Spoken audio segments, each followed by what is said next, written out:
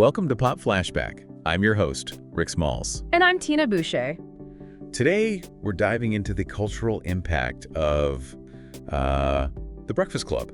That 1985 classic. Yeah, a defining moment for teen cinema. It really is. You know, it's amazing how this film, with its seemingly simple premise, 5 high school students stuck in Saturday detention. right, continues to resonate with audiences even decades later. I know, it's crazy. You've got the brain, the athlete, The basket case, the princess. and the criminal. It's like the ultimate high school stereotype starter pack. But that's where the brilliance of John Hughes comes in.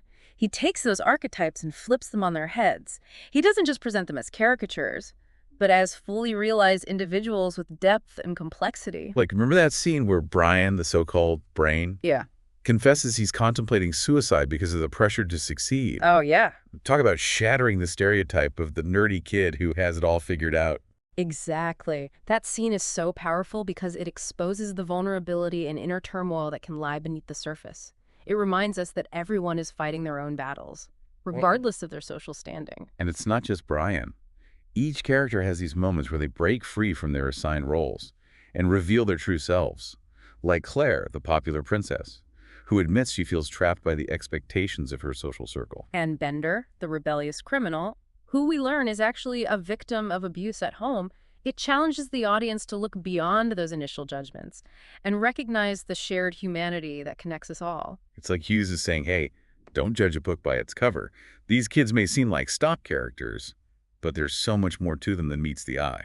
And I think that's one of the reasons why The Breakfast Club has had such a lasting impact. It encourages us to question those labels we often place on people and to see each other as individuals with our own unique stories and struggles. Absolutely. It's a message that's still relevant today, especially in a world where social media and online personas can often create these superficial and one-dimensional representations of who we are. It's a reminder that there's always more to the story, more to the person than what we see on the surface. And Hughes doesn't just tell these individual stories in isolation. He weaves them together to create this tapestry of the high school experience. The cliques, the hierarchies, the pressure to conform, the yearning for acceptance. He captures those universal anxieties and desires that transcend time and generations. The need to belong, to be understood, to find your place in the world. And he does it with such authenticity. You can tell he's drawing from real-life experiences, from his own teenage years, from the stories he heard from the kids he knew. There's this rawness and honesty to the dialogue, to the situations, to the emotions that makes it feel incredibly relatable, even if you didn't grow up in the 80s or go to a high school that looked anything like Shermer High. It's like you're right there in that library with them, feeling the tension, the boredom, the awkwardness, the moments of connection. And it's those moments of connection that really make the film special. It's not just about these individuals and their struggles, but about how they come together, how they break down those barriers, how they find common ground despite their differences. You know, it's interesting how Hughes uses the setting of Saturday detention to bring these kids together. It's like this forced crucible where they're stripped of their social armor Yeah. and forced to confront each other and themselves. It's a brilliant narrative device because it creates this pressure cooker environment where emotions run high, secrets are revealed, and vulnerabilities are exposed. It's the perfect setting for these characters to shed their masks and connect on a deeper level. And it's not just about the kids connecting with each other. It's also about them connecting with the audience, with us on an emotional level. Hughes invites us to see ourselves in these characters, to recognize our own struggles and triumphs in their stories. It's like he's holding up a mirror to our own teenage selves and saying, "You're not alone." And that's such a powerful message, especially for teenagers who are often grappling with feelings of isolation and insecurity.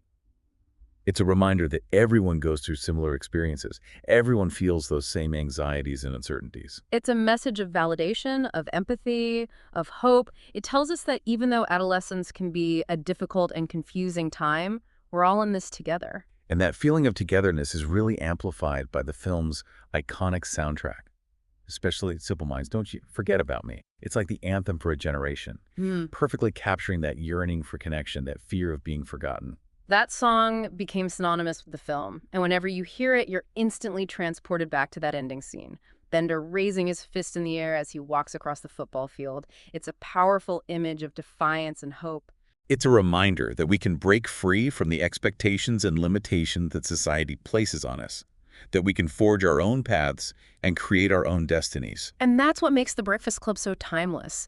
It speaks to those universal themes of rebellion, identity, connection, and the search for belonging.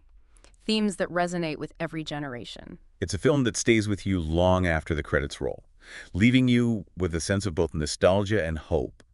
A reminder that even in the midst of those awkward and confusing teenage years, there's beauty and connection to be found. And it makes you wonder, doesn't it? How much have things really changed since 1985? Are teenagers today still facing those same pressures and anxieties? Are they still searching for that same sense of belonging and acceptance? It's a question worth pondering, and we'd love to hear your thoughts on it. What resonates most with you about The Breakfast Club and its portrayal of high school life? Let us know in the comments below. You know, it's fascinating how The Breakfast Club uses these seemingly simplistic archetypes to explore these complex themes of identity and societal expectations. The characters, initially they cling to these labels, using them as a shield to protect themselves from vulnerability. It's like they're playing these roles they think they're supposed to play. The jock, the princess, the brain. But underneath it all, they're yearning for something more. Right. And take Allison, the basket case. Yeah. Initially, she's withdrawn and almost silent, hiding behind a facade of eccentricity. But as the day unfolds, we see glimpses of her intelligence, her sensitivity, and her deep-seated pain. Yeah, I love how Hughes doesn't shy away from showing the darker side of adolescence. Allison's struggle with self-harm is a powerful reminder that even the seemingly weird kids are dealing with real complex emotions. Absolutely. And it's not just Allison. Each character has their own internal conflicts and vulnerabilities. Brian's fear of failure, Claire's longing for authenticity, Andrew's struggle to break free from his father's expectations. They're all trapped in these boxes defined by others, and they're desperate to break free. And that's where the magic of the film lies, in those moments where they start to let their guard down and connect with each other on a human level. The scene where they all share why they're in detention is a pivotal moment. It's raw, honest, and incredibly moving. You see these walls they've built around themselves start to crumble, and they begin to see each other as individuals, not just stereotypes. It's a reminder that we all have our secrets, our insecurities, our fears. Yeah. And sometimes all it takes is a little bit of shared vulnerability to create a powerful bond. And it's not just the kids who are trapped by societal expectations. The adults in the film also represent these rigid structures. Principal Vernon, with his obsession with rules and control, embodies the authoritarian figure that often stifles individuality. Yeah, Vernon's so focused on maintaining order that he completely misses the opportunity to connect with the students on a meaningful level. He's blind to their struggles, their complexities, their humanity. And then you have Carl, the janitor. He's this quiet observer, wise and insightful. He sees the students for who they are, individuals with their own stories. He even challenges Vernon's perspective, reminding him that the kids haven't changed, it's the adults who have lost touch. It's such a subtle but important contrast. Carl represents empathy and understanding, while Vernon represents rigidity and judgment. And that contrast highlights a central theme of the film, the importance of seeing beyond superficial labels and recognizing the shared humanity that connects us all. It's a message that's especially relevant today, in a world where it's so easy to get caught up in judging and categorizing people based on their appearance, their social media profiles, their political beliefs. The Breakfast Club reminds us to pause, to listen, to empathize, to remember that everyone has a story, and everyone deserves to be seen and understood. And that's not just a message for teenagers. It's a message for all of us. It's a message that transcends generations and continues to resonate with audiences today.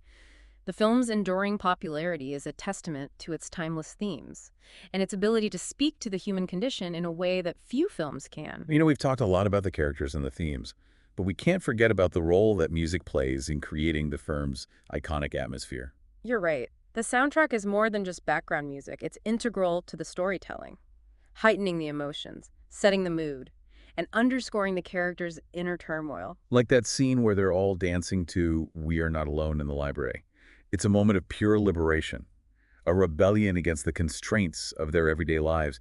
You can feel the energy, the joy, the sense of freedom that comes from letting go and being yourself. That scene perfectly encapsulates the film's spirit of rebellion, a rebellion against conformity, against expectations, against the stifling rules that govern their lives.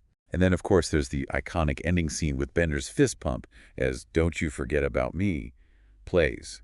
It's become such a powerful symbol of hope, defiance, and the belief that we can break free from the limitations imposed upon us. It's a reminder to never forget who we are, to never let anyone dim our light, and to always strive to live authentically. The Breakfast Club's legacy extends far beyond its initial release. It sparked conversations about social dynamics, challenged traditional notions of teenage life, and paved the way for more nuanced and realistic portrayals of adolescence in cinema. And its themes of rebellion, identity, connection, and the search for belonging continue to resonate with audiences today, proving that the struggles and triumphs of adolescence are timeless and universal. It's a film that continues to inspire and challenge viewers, prompting us to reflect on our own experiences, our own biases, and our own search for meaning and connection in the world. And that's the power of great storytelling. It has the ability to connect us across generations, cultures, and backgrounds, reminding us that despite our differences, we all share the same fundamental human desires and emotions. So as we wrap up our look at The Breakfast Club, we want to pose a question to you, our listeners. Did this film change your perspective on high school life? Did it make you think differently about the labels we place on people? Share your thoughts with us in the comments below. It's funny, watching it now, The Breakfast Club, how it's like such a time capsule of the 80s. Oh, totally. The fashion, the music, it screams 1985. Big hair, don't forget the big hair. But even with all that, it still works. Like, teenagers today, they can still relate. That's the thing about those core themes, right? That need to fit in. The pressure to be a certain way. Figuring out who you are, those are timeless. It's like John Hughes. He tapped into something universal about being that age. Didn't matter if you were in a fancy school or not. He got it. And it wasn't just some Hollywood version. It felt real. I think it's those small moments. They make all the difference. Like Allison, how she doodles on her lunch bag. Right. Or Brian chewing on his pen. Little anxieties. It makes them real people, not just characters. And the adults, too. Not just the kids. Vernon and Carl, it's like two sides of the same coin. How adults see teenagers. Vernon, all about the rules. Control. Missing the whole point of why they're even there. Whereas Carl, he gets it. He sees them as individuals. He even tells Vernon straight up, the kids haven't changed. It's you who's different. Yeah, we need more Carls in the world, probably. For sure. More empathy, less judgment, especially when it comes to young people. In the end, though, The Breakfast Club, it's hopeful, isn't it? Yeah, it is. All these kids, different backgrounds, but they find that common ground. We're not that different, really, underneath it all. That's a powerful message. And not just for back then. It holds up today. Absolutely. So, hey, if you've never seen The Breakfast Club, do yourself a favor, check it out. It's a classic for a reason. And thanks for joining us on this deep dive. Don't forget, hit that like button and subscribe to the channel so you don't miss out on the next one. We'll catch you next time.